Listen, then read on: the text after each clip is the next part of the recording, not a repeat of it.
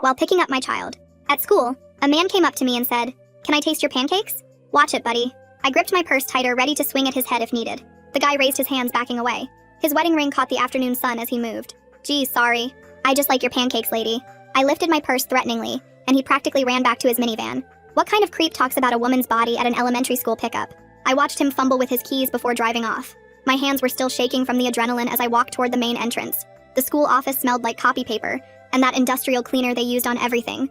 Kids' artwork covered every wall with construction paper butterflies and handprint flowers. I grabbed the sign-out clipboard and started writing Alan's name in my messy handwriting. While I was filling out the early dismissal form, the security guard walked by and did a double take. He was an older guy who usually just nodded politely when I came in. Today he stopped and actually licked his lips. Damn, you got some fine pancakes? They're just like my ex-wife's." My pen stopped moving, the ink blob spreading across the paper as I tried to process what was happening. This was getting ridiculous. 2 different men commenting on my body within 5 minutes. I could feel my face getting hot as other parents in the office pretended not to notice. A mom signing in her sick kid gave me a sympathetic look. I turned to the secretary behind the desk, trying to make light of it. Mrs. Bowman had been working here since Alan started kindergarten and always remembered every kid's birthday. "Geez, it seems like everyone loves talking about my butt today." I forced a laugh, hoping to break the awkward tension. The secretary looked at me confused. She adjusted her glasses and tilted her head. "Honey, nobody's talking about your pancakes. They're talking about your food."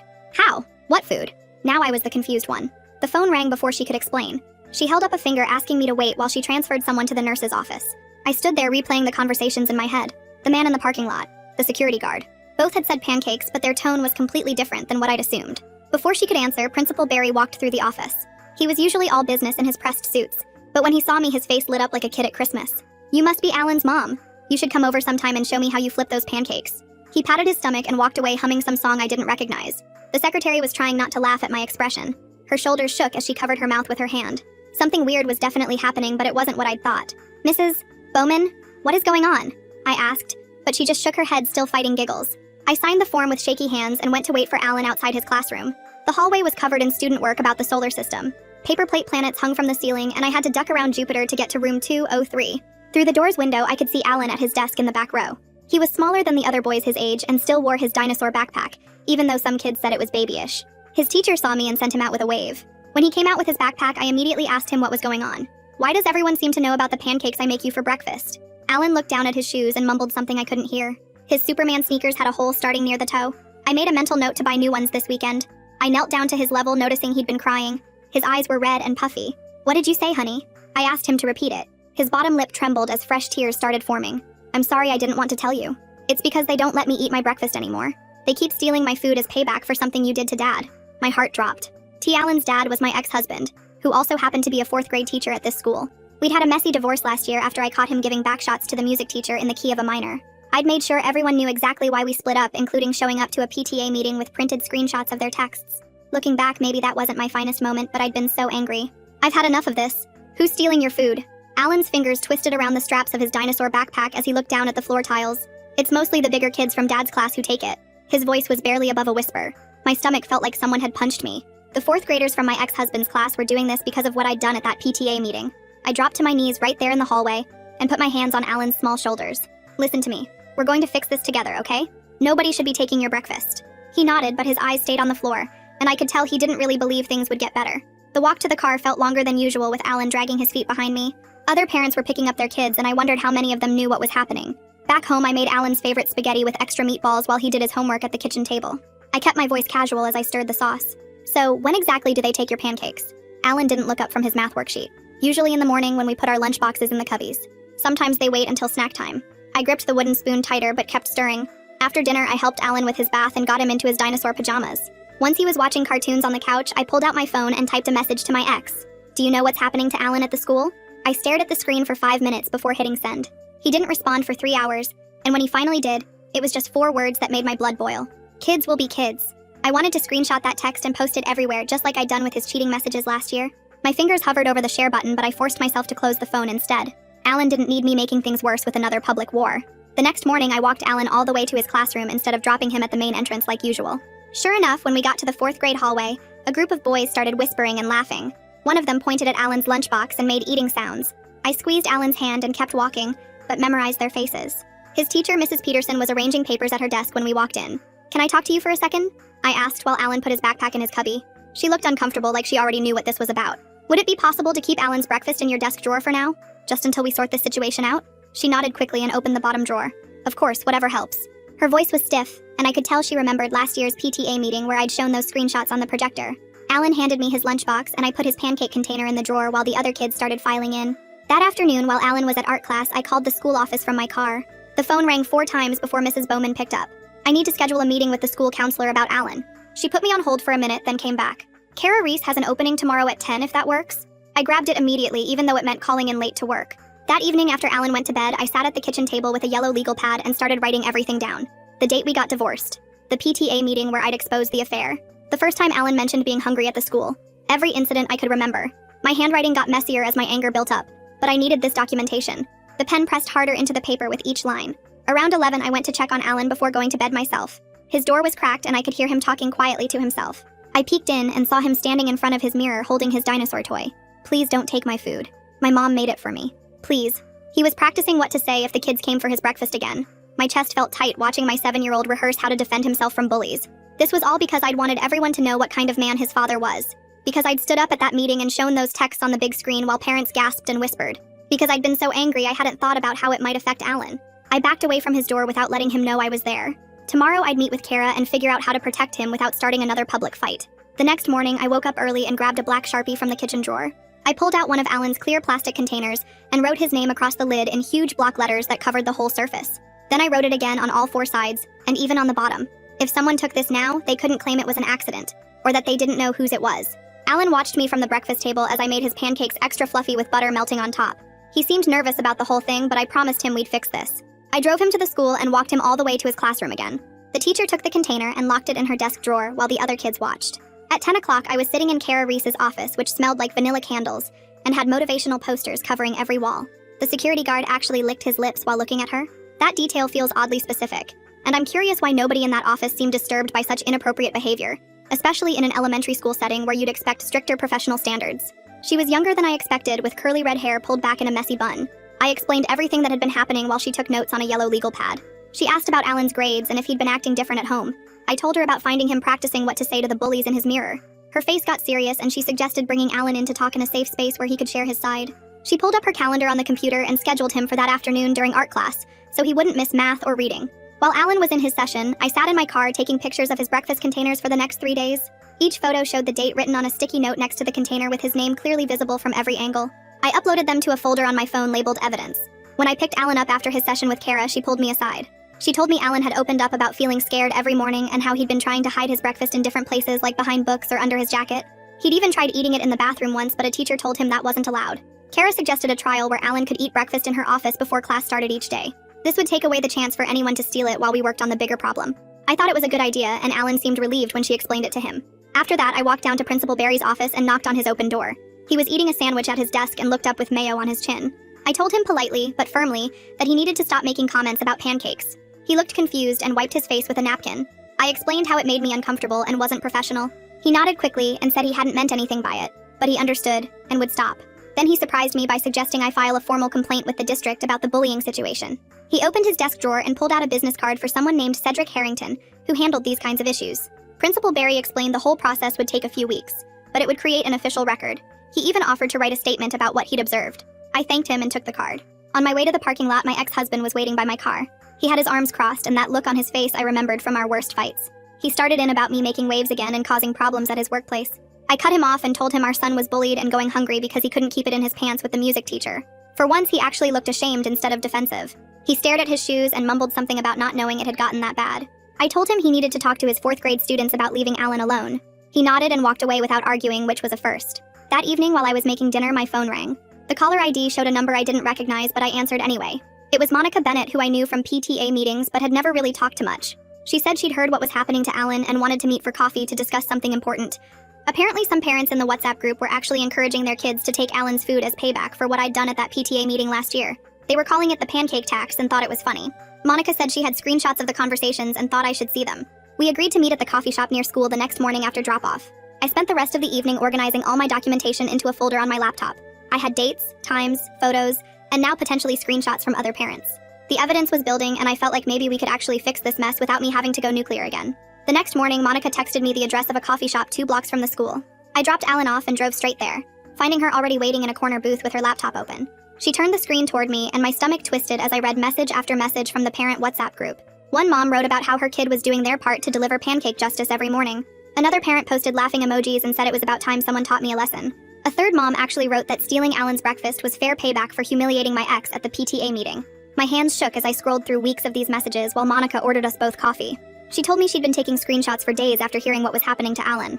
I wanted to throw the laptop across the room, but instead I took photos of everything with my phone. Back home that afternoon, I sat at my kitchen table and typed out a long Facebook post about the bullying. I included details about the stolen food and the parent WhatsApp messages and how the school was letting it happen. My finger hovered over the post button for 10 minutes before I finally deleted everything. Starting another public war wouldn't help Alan, and I needed to be smarter this time. I closed my laptop and went to make Alan's breakfast for tomorrow with a new plan. The next morning, I packed his pancakes in a clear container with bright red tape around the edges. I wrote, "For Alan only, do not touch," in black marker on every side. I also tucked a note inside saying this had been reported to the school administration. Alan looked nervous when I handed it to him, but I promised this would help stop the stealing.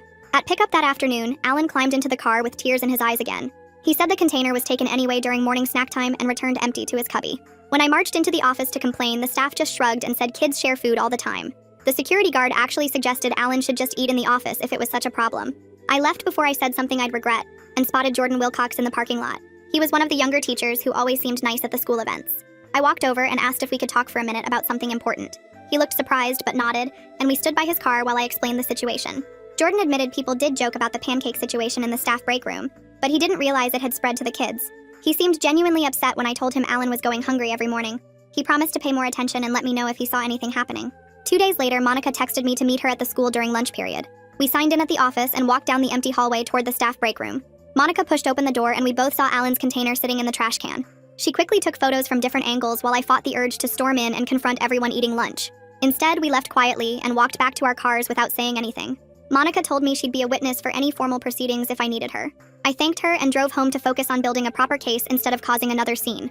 That night after Alan went to bed, I sat at my computer and opened the email from Cedric Harrington. I attached my timeline document with every incident dated and described in detail. I added the photos of Alan's containers and the screenshots Monica had given me from the WhatsApp group. I wrote a professional summary of everything that had happened, even though I wanted to scream. I explained how my son was punished for my actions during the divorce and how staff members were participating. I kept editing out the angry parts and focusing on facts until it was almost midnight. I hit send and felt a small bit of relief that someone official would finally know everything. The next morning, I got Alan ready early and drove him to the school 30 minutes before class started. Kara was waiting in her office with a smile and a special placemat she'd gotten just for Alan. He sat down with his pancakes while she asked him about his favorite dinosaurs and video games. When I picked him up that afternoon, he was actually smiling for the first time in weeks. He told me he got to eat his whole breakfast in peace, and Kara even gave him extra syrup packets. We were walking to the car when my phone buzzed with a text from my ex-husband. He wrote that I was making him look bad at work again, and this could affect our custody arrangement. I took a screenshot immediately, and only replied that he should address his staff if they're involved. He sent 3 more angry texts, but I didn't respond to any of them. I just added the screenshots to my evidence folder and kept driving while Alan talked about his day. That evening, Cedric Harrington called to confirm he received my complaint and would begin investigating immediately. He said the process would take several weeks, but he was taking it very seriously. I thanked him and felt like maybe things would actually get better this time, without me having to burn everything down. 3 days later, Cedric's email popped up in my inbox while I was making Alan's lunch for school. The subject line said, "Formal complaint acknowledgement," and I clicked it open with shaky fingers. He outlined the whole investigation process in bullet points and timelines, and explained there were confidentiality limits, but promised he was taking everything seriously. I read it twice before closing my laptop and finishing Alan's sandwich. Monica texted me that afternoon while I was waiting in the pickup line. She'd gotten new screenshots from the parent WhatsApp group where one mom actually admitted her kid had been taking Alan's breakfast with her approval.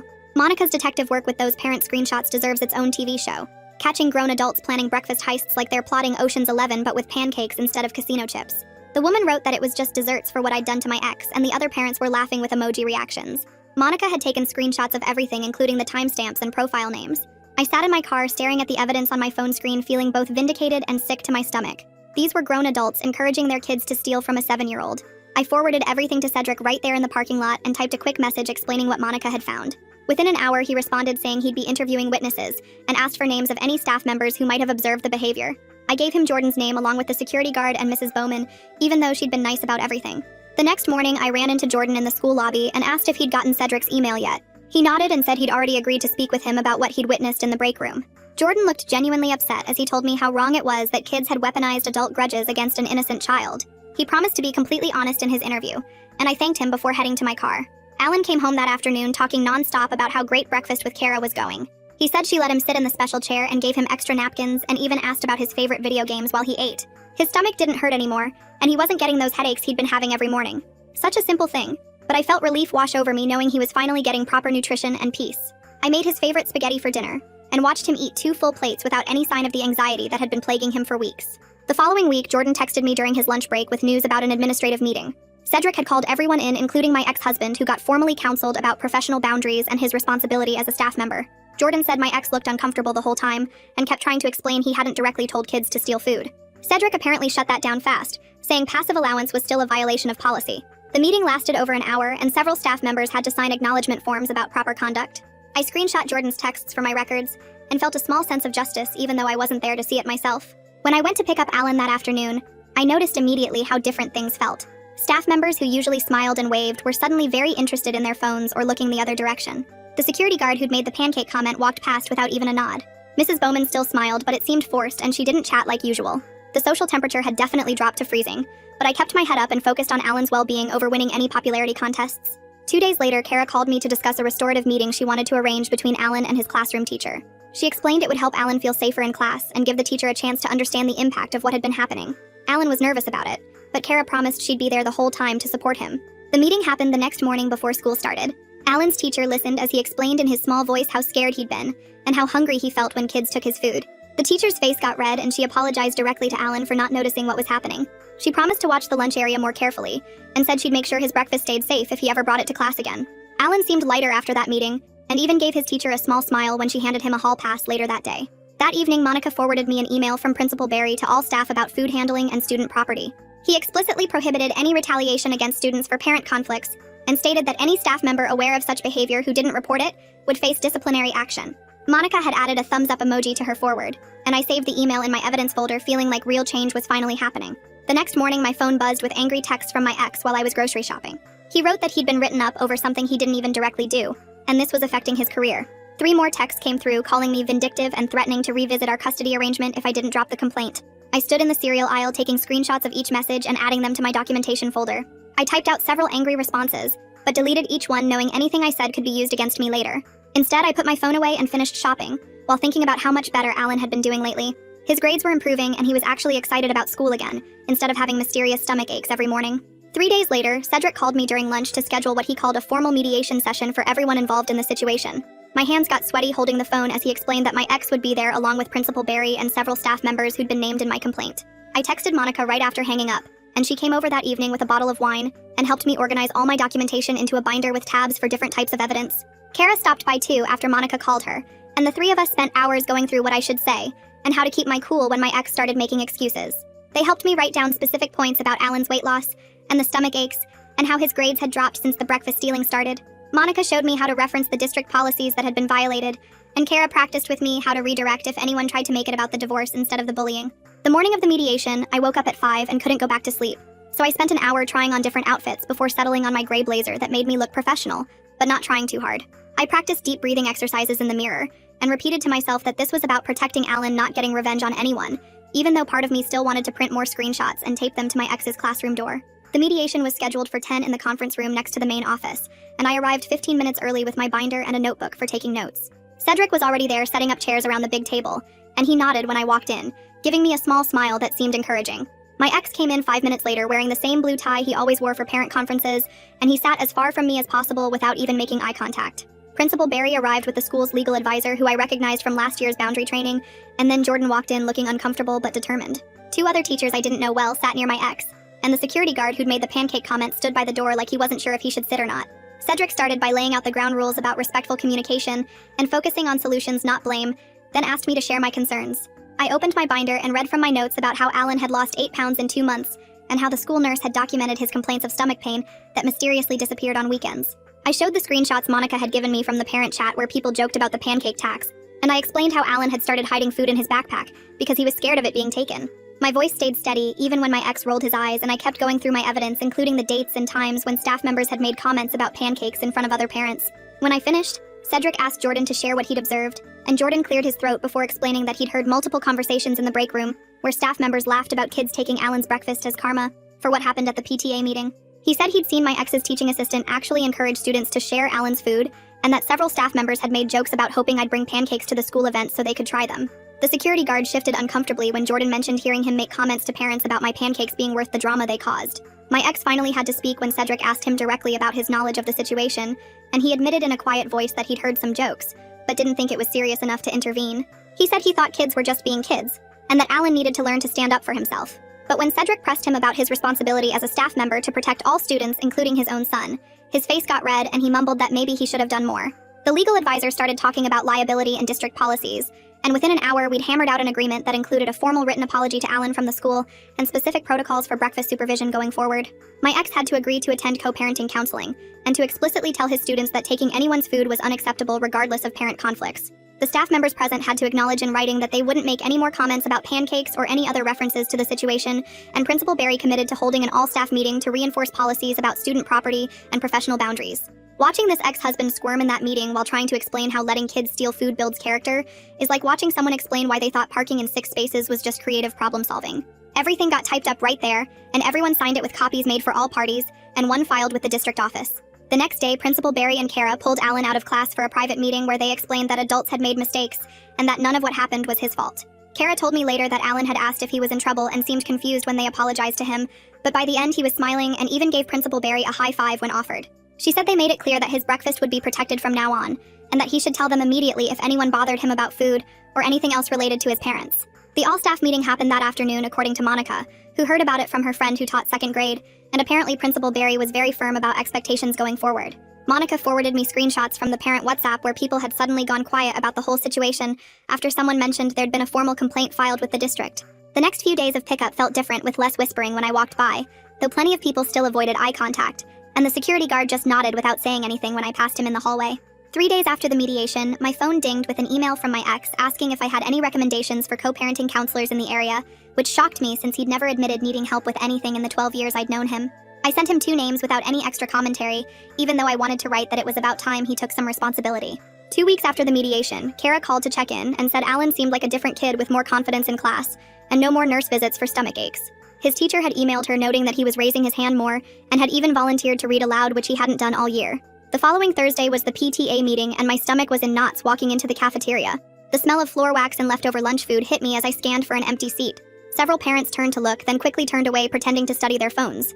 A group near the stage actually shifted their chairs to close the gap when I walked past. Monica waved from the middle row and patted the chair next to her that she'd saved with her purse. 2 other moms nodded at me as I sat down, and one even smiled a little. The meeting dragged on about fundraising and field trips, but I noticed fewer whispers when I raised my hand to vote on the spring carnival date. Monica walked me to my car afterward and said people were starting to move on from the drama. The next morning, I found an email from Cedric with an official PDF attached documenting everything from our mediation. The letter outlined all the policy changes the school had agreed to implement, and the required sensitivity training for staff. It listed specific dates for the training sessions, and named the outside consultant they'd hired to run them. The document included a timeline for regular check-ins with Alan, and clear consequences if any staff member violated the new guidelines. I printed 3 copies and put one in my filing cabinet, one in my desk drawer, and saved the digital version in 2 different cloud folders. Having it all in writing made me feel like I could finally breathe normally again. That Saturday, my phone buzzed with a text from my ex that stopped me cold. He'd written a real apology saying he should have protected Alan better, and that their son didn't deserve to suffer for adult problems. No excuses or blame shifting, just acknowledgement that he'd failed as a father in that situation. I stared at it for 10 minutes before typing back a simple thank you, and that I appreciated him saying it. Sunday morning, I woke Alan up early and suggested we eat breakfast together at home before getting ready. His face lit up as we mixed pancake batter, and he carefully poured circles on the griddle I'd heated. We sat at the kitchen table eating slowly without rushing to get out the door. He told me about a science project on volcanoes while syrup dripped down his chin. I started setting my alarm 15 minutes earlier so we could do this twice a week. The next Saturday, Alan asked if we could make pancakes again, and I pulled out the mixing bowls. He cracked the eggs without getting shells in the bowl this time and measured the milk perfectly. As he flipped a pancake that turned out shaped like a dinosaur, he started giggling about how everyone at the school went crazy over pancakes. We both laughed until our sides hurt, remembering the confusion in the office that first day. He said maybe we should open a pancake restaurant and charge the school double. 3 weeks passed with our new routine settling into place. At Tuesday pickup, a mom I'd never talked to before walked over hesitantly. She said her daughter came home raving about Alan's breakfast, and wondered if I'd share my recipe. I wrote it down on the back of a permission slip without feeling defensive or angry. She thanked me 3 times and said she'd been wanting to talk to me, but wasn't sure if I was approachable. Alan started mentioning a boy named Tyrone who sat with him at lunch and played dinosaurs at recess. The next week I saw them together when I picked Alan up early for a dentist appointment. When 2 older kids walked toward them, Tyrone stepped in front of Alan and said something that made them keep walking. Alan grabbed his backpack from his cubby without the worried look he used to have. His teacher mentioned at pickup that he'd been selected for the reading challenge team. 6 weeks after that terrible day in the parking lot, Alan surprised me at breakfast. He pushed his pancakes around his plate and asked if maybe he could buy lunch on pizza day like the other kids. My throat got tight realizing this was the first time he'd wanted to eat school food since everything started. I pulled out the lunch menu and we circled all the days he wanted to buy. He picked Pizza Fridays and Chicken Nugget Wednesdays to start. The lunch money envelope went in his folder that night without any worry about someone taking it. Pick up the next day, he ran to the car talking non-stop about how the cafeteria pizza was actually pretty good, and Tyrone had shown him the best spot in the lunch line. Thanks for hanging out and wondering about all these questions with me today. It's always interesting seeing where curiosity takes us. Until next time. And hey, like the video, it helps more than you think.